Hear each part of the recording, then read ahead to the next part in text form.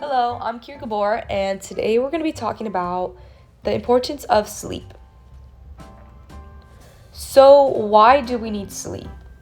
And basically, a lot of people are just they just go to sleep. They don't really think about why they sleep. I mean, everyone sleeps, but I think it's important to actually know why we need sleep.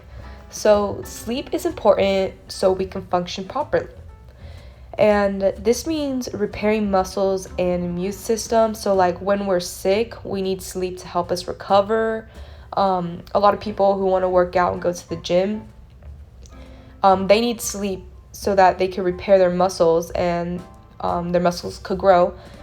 A lot of people overwork themselves. They don't really sleep as much, but they still go to the gym. That's not really beneficial because you need sleep to repair your muscles. And memory consolidation. So, sleep is necessary so that short term memories can be converted to long term memories, and that happens in our sleep. So, in terms of like school and studying, sleep is necessary to be able to memorize things and do good on exams. And lastly, the removal of toxic waste products, which is the glymphatic system. So we need sleep to remove toxic waste products from our brains. So I want to dive a little deeper. Sleep is essential for our health. So a little more on the glymphatic system. So the way it works is that during the day while we're awake, waste products build up in our brains. And basically, during our sleep, cerebrospinal fluid flushes the toxins away, and the lymphatic system is 10 times more active during our sleep. So, all our toxins are getting washed away from our brains 10 times more active in our sleep from the lymphatic system. So, if we're not getting our sleep, the lymphatic system isn't going to be cleaned out as much, and those toxins are going to have negative health effects on us. Okay, so we've all been here at least once in our lives. I mean, we're in college and pulling all-nighters. I mean, we got to do what we got to do, but it gets to a point where it's not really beneficial. And like this woman in this photo, this is most likely due to sleep deprivation. So an unfun fact is that 66% of adolescents are actually sleep deprived. So I think that's crazy. I'm probably one of them, not gonna lie. I am guilty of pulling all-nighters for exams. But in general, college students need 8 to 10 hours of sleep. That seems like a lot. I know a lot of college students are not getting 8 to 10 hours of sleep. I don't even think I get 8 to 10 hours of sleep. But most college students only get 6 to 7 hours of sleep. So overall, this is going to have an impact on our GPAs. So less sleep can lead to lower GPA. And that's just because your brain isn't functioning as good as it would if it had full hours of sleep, because we need sleep for our brains to function. So this is actually the sleep cycle. So this is the science behind sleep and what's actually going on when we're sleeping. So on average, they're around like 90 minutes. You have like 3 to 5 a night. So you just kind of repeat the cycle multiple times a night.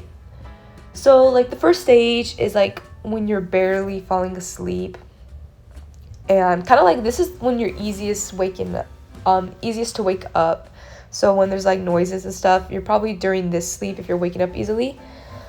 Stage 2 is just light sleep. This is when things start to get a little more sleepier. Just prepare for deep sleep. And then stage 3 is deep sleep. So this is where your body is actually doing the physical repair. So like if you're sick or if you just went to the gym, this is all repairing during deep sleep. And then the REM sleep, this is stage 4, and this is the stage of sleep where you're actually dreaming. And this is important. This stage is super important for memory. So if you're not, I know a lot of students are sleeping like pulling all-nighters during exams, sleeping around like 4 to 5 hours a night. I mean, during exams, I am guilty. I have done that before.